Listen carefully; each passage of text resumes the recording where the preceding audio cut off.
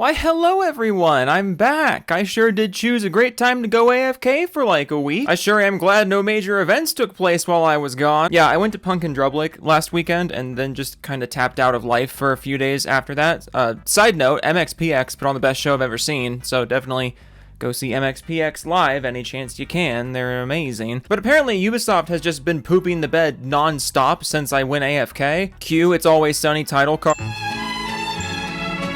But one of Ubisoft's big upcoming games is Star Wars Outlaws, which the marketing division has really been straining to get people hyped for. And the other day, IGN posted a gameplay clip on Twitter that garnered quite a bit of attention, and not in the best way imaginable. So come along with me as we catch up on the news that I missed while I was gone, because I was seeing a lot of this one. Like, I don't know why, but I saw this specific post about Star Wars Outlaws like 7 different times, and I have to talk about this. Now, I don't feel like this really needs to be said, but just let's just watch this gameplay clip together, and I'll lay out why it's getting roasted so badly. This game is basically everything wrong with modern Ubisoft and, more broadly, modern AAA gaming as a whole. Despite there clearly being a ton of effort into the environments and the sound design and the character models, God bless their hearts, you can tell they tried, the gameplay is extremely underbaked, and it's not even like the environment, sound design, and character models are interacting with each other in an impressive way, because the second this game starts moving, all of the pieces start showing their cut corners. The character goes from a light jog to like a 10-foot slide with no means of propulsion, and it looks so dumb.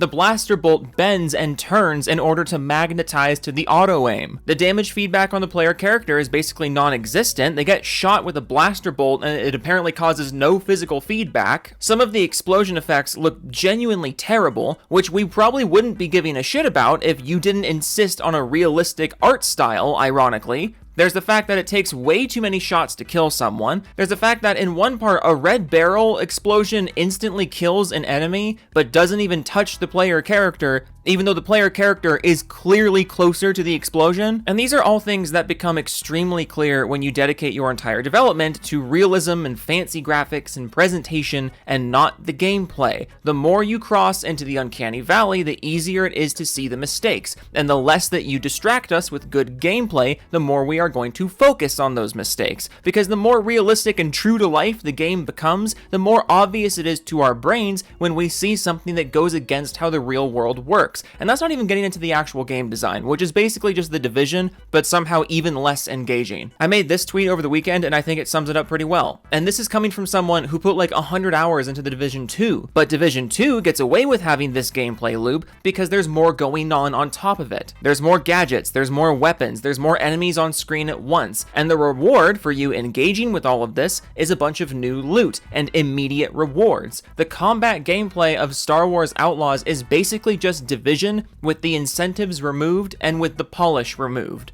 Watching this gameplay video, there is nothing exciting about it. It's the same epic cinematic action gameplay we've seen a million times from a million other games. The whole game has this weird artificial vibe about it, like nothing about this game was made with any amount of care or passion, and it exists only to be a nice looking Star Wars open world game, and how you interact with the game is completely secondary to how it looks. This quote tweet by Lavender Ghost sums it up pretty well, I think. Quote, "It's hard to explain, but so many quadruple A games feel like they're about to fall apart at any moment. Like it's straining just to have the character run so everything feels stiff and restrained. They're worried if the camera moves too much it'll crash, like a game running through soup." And then you go to buy this fucking thing, and it's a whopping $70 with a $40 season pass, which is never a good sign. And how incredible is it that in the current year, a single player with confirmed planned DLC is actually more of a bad sign than a good one? Like, holy shit, the damage that AAA gaming has done to itself over the last decade should be in history books. But fear not, dear consumer, because if you don't want to pay $70 for the base game and an additional $40 for the DLC missions that were definitely not just missions cut from the base experience,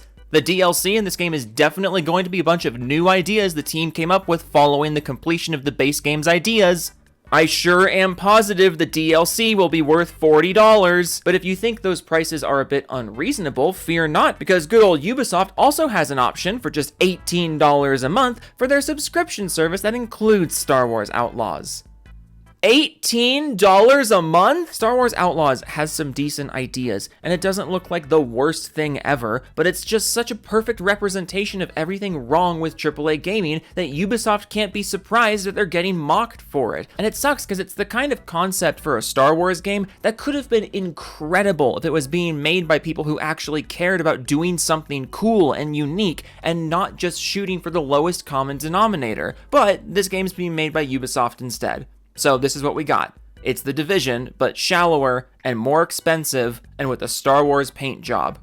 Riveting stuff here, Ubisoft. You've done it again. But it is indeed the current year, and as is the case with all gaming news nowadays, it seems the common sense gamer opinion is not shared by everyone. And after IGN posted this gameplay video the other day, a handful of people came into the thread and tried to defend Ubisoft. So I'm just gonna go through some of my favorite ones and we'll talk a bit about why they're so stupid, and frankly, there shouldn't be any defending of this game.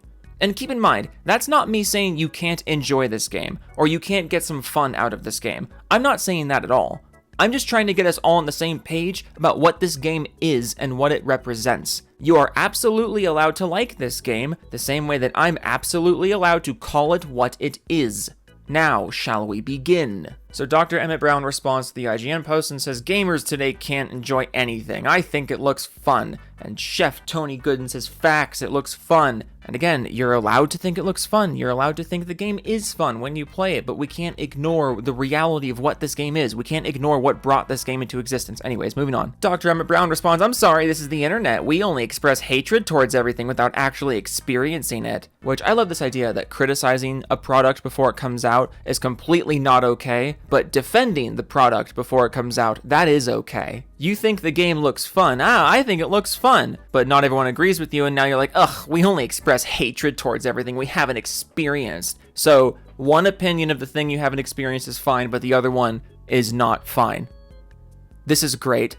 I love this. At least the people criticizing the game have actual points. Anyways, moving on. Elba says, or maybe we have higher standards than back in the days? This could be released with Uncharted 3 on the PS3 over 10 years ago. Dr. Emmett Brown responds, Uncharted 3 is not an open world game. That game is literally on rails. This is an open world game. What the fuck do you want? Star Wars fans like you just complain. Complain, complain, complain. Don't you want to enjoy things? Okay, so first of all, Uncharted 3 is not an open world game. Yes, you're right. But it is also, what, 10 years old at this point? The gameplay of Uncharted 3 absolutely could be translated to open world. It's been 10 years. That's the point that Elba is making. I also like that your argument in favor of Star Wars Outlaws seems to be that it's an open world game.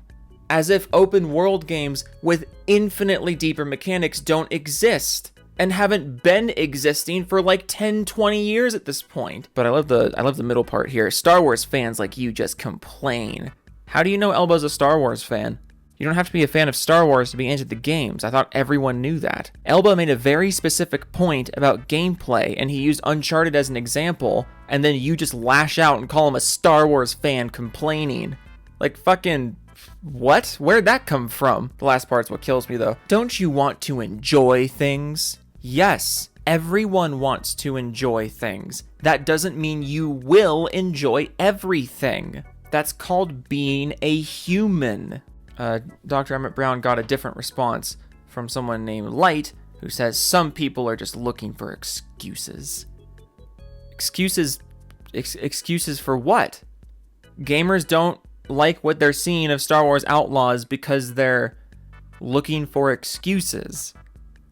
What the fuck does that mean? Hello, I'm interrupting this video to remind you that this channel is sponsored by 4D Gaming. If you would like a really nice mousepad, go to 4dgaming.com and use code Joe for a discount. This channel is also sponsored by Glitch Energy. It's basically G Fuel, but better, so go to Glitch Energy and use code Joe for a discount. Thank you for letting me interrupt your content. I'll let you keep watching it now.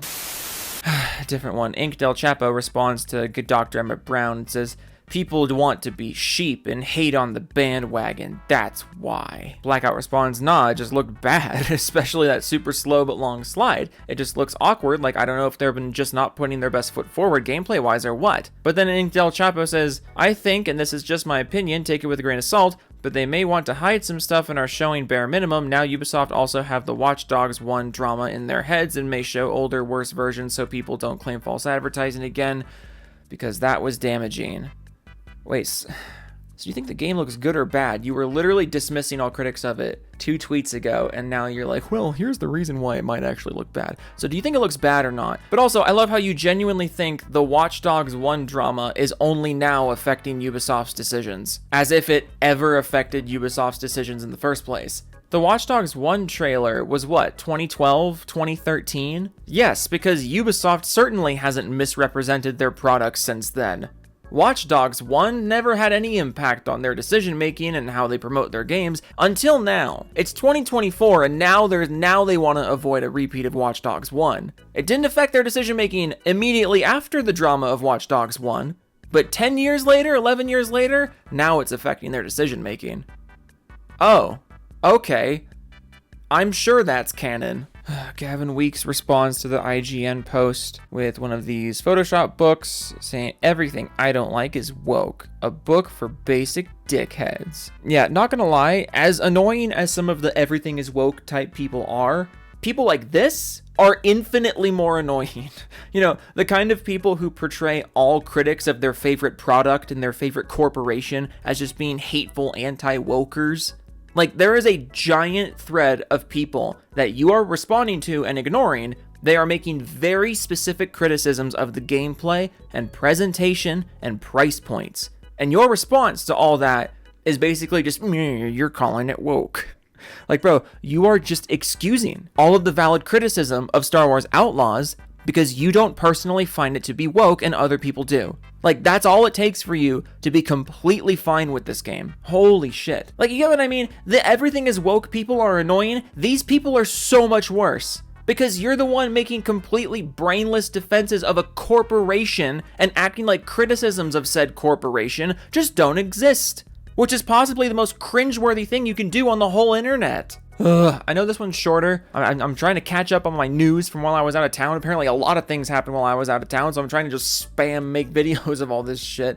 Star Wars Outlaws. I mean, I'll put my pirate hat on for it maybe, I guess. You know, I liked The Division. I like this era of Star Wars, but I mean, I can't picture myself wanting to put more than like 2-3 hours into this thing. So yeah, I'll fucking be Jack Sparrow for this shit. But if you're defending the price points, if you're defending the dumbed down gameplay, all because why?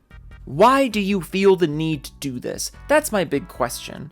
The people who are like, ugh, everyone's just complaining about everything. Gamers complain about everything. No, gamers complain about AAA nonsense, and when we do complain about AAA nonsense, we get better products. That's how this works. That's how being a human being in an open marketplace works. If you don't like that, I don't know what to tell you other than please give me all your money because I said that I would give you something really cool eventually maybe. Go to my donation link in the video description and donate all of your money because maybe, possibly, I'll give you something cool in like a year and a half. And if I don't, it's not my fault. You already paid me. Does that sound fair to you? I think that sounds like a wonderful arrangement. Toodles.